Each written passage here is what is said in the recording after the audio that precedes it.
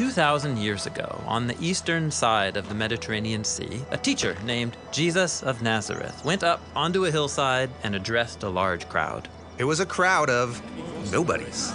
Poor and sick people, their land occupied by the Roman Empire, who charged heavy taxes. This is a ragtag group. And while they don't look like much, Jesus claimed that something surprising was starting with them. So he opened his mouth and said, "Blessed are the poor in spirit, for theirs is the kingdom of the skies."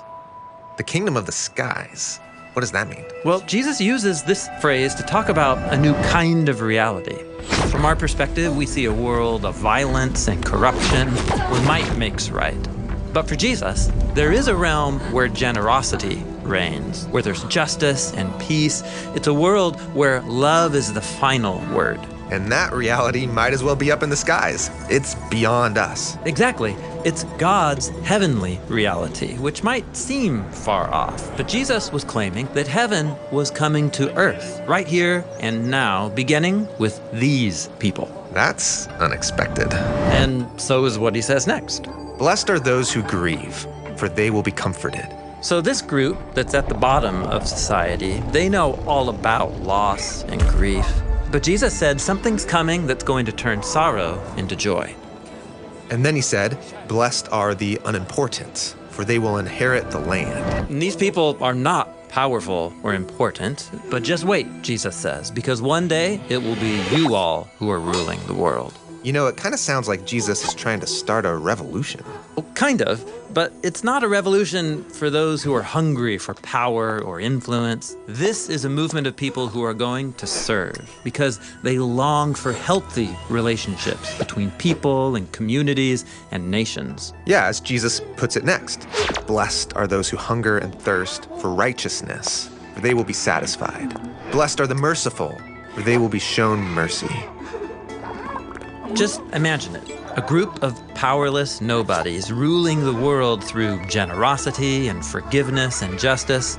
This is a Jesus-style revolution. The next thing Jesus says is, "Blessed are the pure in heart, for they will see God." And this one really raises the bar. To be part of this revolution, my heart needs to be so pure I could look directly at God. Well, Jesus knows that all of our choices, even our good ones, are often driven by mixed motives. For Jesus, real peace is only possible through people who know that they need to be transformed if they're going to truly love God and others. And this sounds wonderful, but it's a radical calling. That's exactly right. In fact, Jesus goes on to explore just how radical it is. Blessed are the peacemakers, for they will be called children of God. So God's new reality won't just happen by itself. It requires people who are willing to enter into the conflicts of others, urging and helping create a way towards peace. But that way of life can be dangerous. And so Jesus says, "Blessed are those who are persecuted because of righteousness, for theirs is the kingdom of the skies." Yeah, entering into conflicts and advocating for peace, that's not a comfortable way to live. And so Jesus calls people to this peacemaking revolution, and he names the high cost. Blessed are you when people revile you and persecute you and utter all kinds of evil against you falsely on my account. Rejoice and be glad, for your reward in the skies is great, for they persecuted the prophets who were before you in the same way. What does that mean, the prophets before you?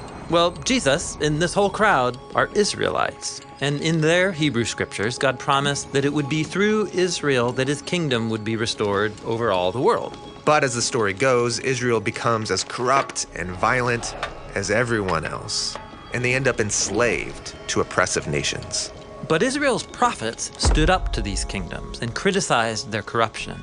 They said that one day God's heavenly kingdom would break in, starting with a small group of Israelites who would be willing to surrender everything over to God.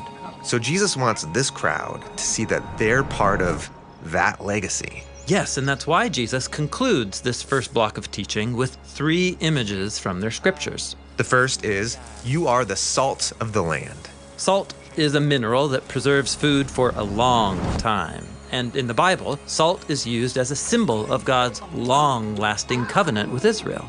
Jesus is saying that he and this ragtag group are the launch party of God's long-lasting ancient promises to renew the world. And then Jesus says, "You are the light of the world.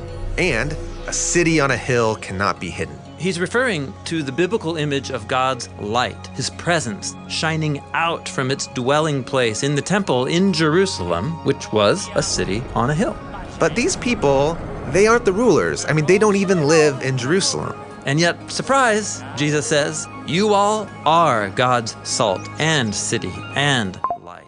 You all are the blessed ones, the new Jerusalem that's going to display God's kingdom to all the world.